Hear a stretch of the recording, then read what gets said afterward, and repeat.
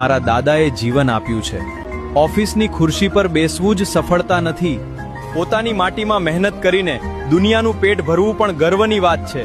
હું ખેડૂત છું, કોઈ મજબૂરીથી નહીં, મારી પસંદગીથી। યાદ રાખજો, ખેતી અમારો ધંધો જ નહીં, અમારું ગૌરવ છે। ગર્વથી કહું છું, હું ખેડૂત પુત્ર છું। જમીન માત્ર ખેતર નથી, આ અમારા બાપ દાદાની વિરાસત છે।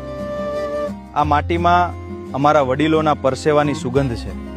આ ખેતરના દરેક ખૂણે તેમની મહેનતની કહાની લખાયેલી છે।